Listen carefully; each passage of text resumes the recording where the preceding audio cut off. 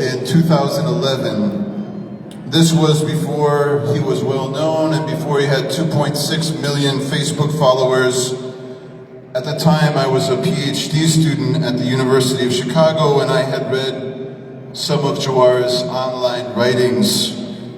And we began a brief correspondence, and Jawaar was kind to share some of my writings on Facebook.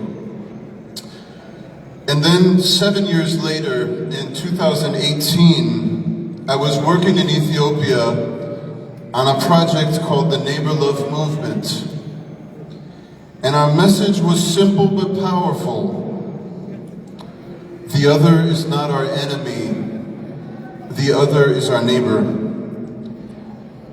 Every other person is someone we are morally connected to and have equally precious value in common with. I was inspired to start my work in Oduu. If you remember, at the time there was intense communal violence in Jijiga, and there were lots of people who were fleeing from Jijiga to Oduu. And also at that time I was invited to give a lecture at the City Hall in Oduu to an audience full of high school students like this.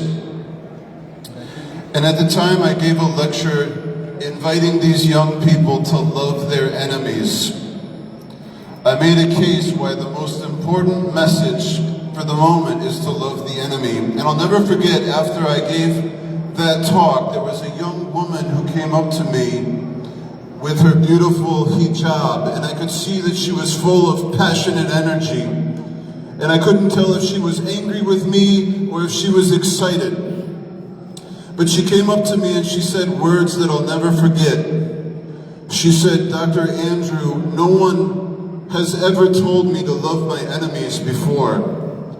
But starting today, I will love my enemies and I will teach others to love their enemies." That was a crucial turning point in my life. I began asking questions like, how many other young people are there in Ethiopia and other places who are sick of conflict and who are waiting for someone to invite them into a path of loving their enemies rather than trying to eliminate their enemies.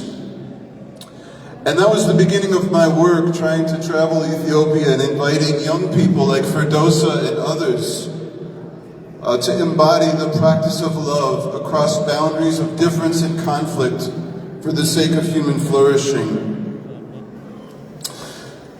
It was around this time that Jawaar and I became friends.